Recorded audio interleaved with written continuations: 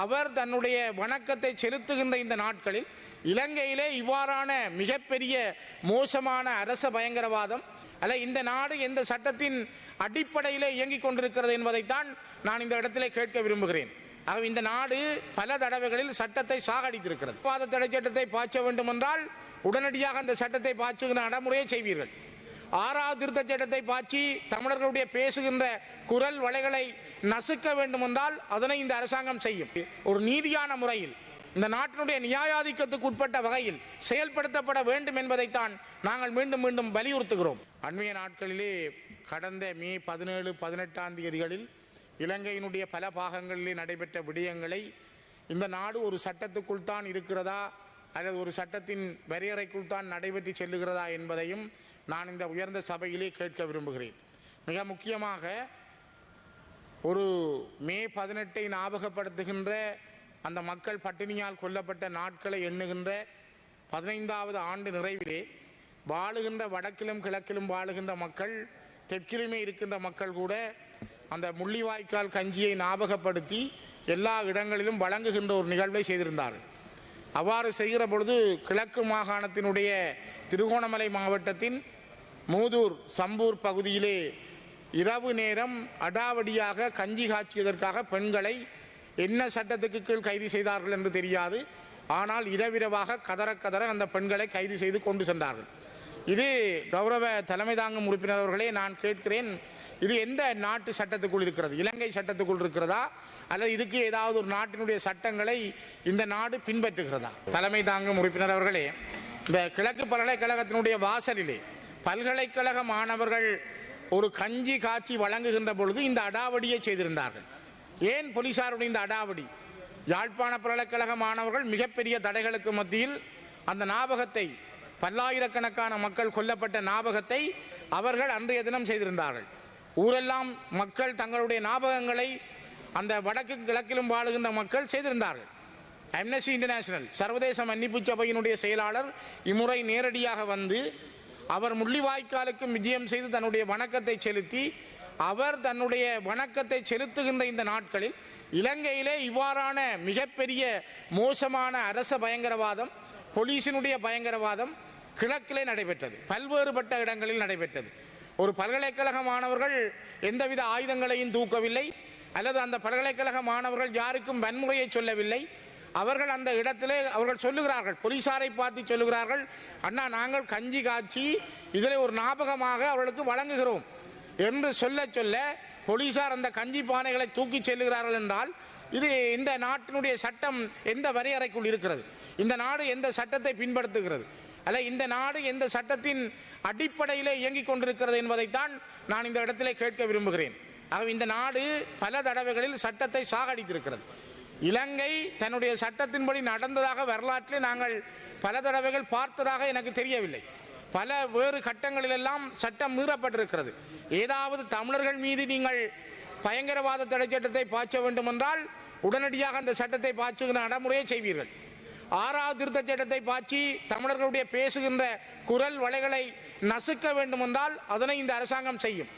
ஆனால் சட்டத்துக்கூடாக செய்ய வேண்டிய விடயத்தை நீதியான முறையில் செய்வதற்கு நீதிமன்றங்களே சவாலுக்கு உட்படுத்தப்பட்ட விடயங்களாக மாறியிருக்கின்றன. இதனால் தான் இலங்கையிலே இருந்த முல்லைத்தீவினுடைய நீதிபதி இந்த நாட்டை விட்டு போக வேண்டிய ஒரு நிலைக்கு தள்ளப்பட்டார். தன்னால் நீதியான முறையில் சுதந்திரமாக இந்த நாட்டிலே நீதி வழங்க முடியாது என்பதற்காகத்தான் அவர் இந்த நாட்டை விட்டு ஓட வேண்டிய சூழல் கூட உருவாகியது. ஒரு நீதியான முறையில் இந்த நாட்டினுடைய நியாயாதிக்கத்துக்கு உட்பட்ட வகையில் செயல்படுத்தப்பட வேண்டும் என்பதைத்தான் நாங்கள் மீண்டும் மீண்டும் வலியுறுத்துகிறோம். குறிப்பாக பல்வேறுபட்ட கொலைகள் இந்த மண்ணிலே நடைபெற்றிருக்கிறது. கொலைகளை புரிந்தவர்கள் சுதந்திரமாக இந்த நாட்டில் இருக்கிறார்கள். கொலைகளுக்கான விசாரணைகள் என்ன? அம்னஸ்டி இன்டர்நேஷனல் செயலாளர் வந்த பொழுது அவர் முள்ளிவாய்க்காலே சென்று தன்னுடைய வணக்கத்தை செலுத்தி திரும்பும் பொழுது கேட்டார், இலங்கையிலே இறுதி யுத்தத்தின் பொழுது குழந்தைகள் பலர் நூற்றுக்கணக்கிலே அரசாங்கத்திடம் ஒப்படைக்கப்பட்டார்கள். அதிலும் மஹிந்த ராஜபக்சருடைய துணைவியார் சிராணி ராஜபக்ச அவர்களிடம் அந்த குழந்தைகள் ஒப்படைக்கப்பட்டார்கள். அந்த குழந்தைகள் எங்கே? அவர்களுக்கு என்ன நடந்தது? நான் பல தடவை ஒரு முறை இந்த உயர்ந்த சபையிலே முன்னாள் ஜனாதிபதியாக இருந்த மைத்ரிபால சிறிசேன அவர்களோடு பேசிக்கொண்டிருக்கிற ஒரு பெண் குழந்தையினுடைய படத்தை அவருடைய தாயார் என்னிடம் தந்தார். இந்த குழந்தையை நாங்கள் ஒப்படைத்திருக்கிறார்கள். நான் ஒப்படைக்கவில்லை, யாரோ ஒப்படைத்திருக்கிறார்கள். கொழும்பிலே உள்ள ஒரு பாடசாலையிலே மைத்ரிபால சிறிசேன அவர்கள் சென்று பார்க்கிற பொழுது அந்த குழந்தை பேசிக் கொண்டிருக்கிறது. என்னுடைய பிள்ளையை இதுவரை நான் காண முடியவில்லை, போய் கேட்டால் அப்படி ஒரு பிள்ளை இல்லை என்கிறார்கள். ஆகவே இந்த குழந்தைகளுக்கு என்ன நடந்தது இந்த நாட்டில்? இதனை இப்பொழுது சர்வதேச மன்னிப்பு சபையினுடைய செயலாளரும் கேட்கிறார், இந்த குழந்தைகளுக்கு என்ன நடந்தது? ஆகவே இதான் இந்த நாட்டினுடைய சட்டம், இதா இந்த நாட்டினுடைய நீதி, இதா இந்த நாட்டினுடைய நியாயம். ஆகவே நாங்கள் கேட்பது சட்டம் என்பது சரியான முறையில் நீதியை வழங்க வேண்டும். இங்கே 2015 ஆண்டிலே ஐக்கிய நாடுகள் மனித உரிமைகள் ஆணையத்திலே அப்பொழுது இருந்த அயல் உறவுத்துறை அமைச்சர் மங்கள சமரவீர அவர்கள் சொன்னார், நாங்கள் உள்ளக பொறிமுறை மூலம் ஒரு தீர்வை காணுகிறோம், அதற்கான ஆலோசனைகள் சட்ட ஆலோசகர்கள் ஓய்வு பெற்ற நீதியரசர்களின் வெளிநாட்டு உறுப்பினர்களுடைய ஆலோசனைகளை பெறுகிறோம் என்றார். இதுவரை எதுவும் இந்த மண்ணில் நடைபெறவில்லை. இதனால் தான் நாங்கள் பல தடவைகள் சொல்லுகிறோம், இந்த மண்ணிலே அம்னஸ்டி இன்டர்நேஷனல் சர்வதேச மன்னிப்பு சபையினுடைய செயலாளர் சொல்லுகிற குழந்தைகளை கண்டுபிடிப்பதற்கு, தங்களுடைய கையினால் ஒப்படைக்கப்பட்ட கணவன்மாரை தங்களுடைய பிள்ளைகளை கண்டுபிடிப்பதற்கு, தங்களுடைய தாங்களாக சரணடைந்த போராளிகளுடைய உண்மைகளை கண்டறிவதற்கு சர்வதேச மன்னிப்பு சபையினுடைய அந்த கோரிக்கைகளையும் உள்ளடக்கி இந்த நாட்டுக்கு ஒரு நீதி கிடைக்க வேண்டும் என்றால், சட்டம் சரியானதாக இருக்க வேண்டும் என்றால், கௌரவ தலைமை தாங்கும் உறுப்பினர் அவர்களே, இதற்கான நீதி என்பது ஒரு சர்வதேச நீதியாகத்தான் அது அமைய முடியும். இலங்கைக்குள் இது நடக்காது. இலங்கையிலே கொலை செய்தவர்கள் சுதந்திரமாக இருக்கிறார்கள், அவருடைய பிள்ளைகள் பல இடங்களில் பல்கலைக்கழகங்களில் சுதந்திரமாக படிக்கிறார்கள். பல நாடுகள் அவர்களை தடை செய்திருந்தாலும் சில நாடுகளில் அவர்களுக்கான உரிமை வழங்கப்பட்டிருக்கிறது. ஆகவே இங்கு நியாயம், சத்தியம், உண்மை செத்திருக்கிறது. சட்டம் இங்கு செயலில் இல்லை. அதனால்தான் நான் திரும்ப திரும்ப சொல்கிறேன், சட்டம் என்பது ஒரு இனத்துக்கானதல்ல, சிங்கள மொழி பேசுகின்ற இனத்துக்கு மட்டும் சட்டம் உரித்துடையதல்ல. இந்த மண்ணிலே வாழுகின்ற அனைத்து இனங்களையும் அது கவர்ந்து செல்லக்கூடியதாக, அனைத்து இனங்களையும் அரவணைத்து செல்லக்கூடியதாக சட்டம் இருக்க வேண்டும். இல்லையானால் அது சட்டம் அல்ல, அந்த சட்டமாக அது இருக்க முடியாது.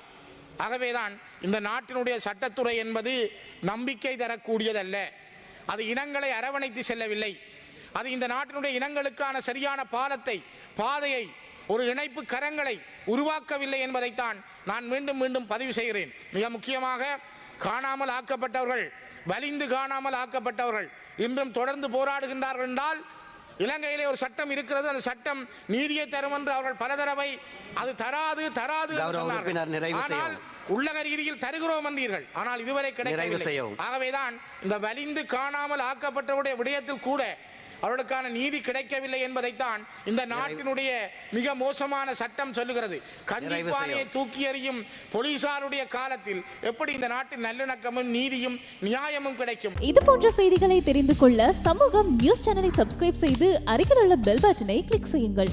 மேலும் இது போன்ற செய்திகளை உடனுக்குடன் தெரிந்து கொள்ள சமூகமீடியா.com என்ற இணையதளத்தின் வாயிலாகவும் எங்களுடன் இணைந்திருங்கள்.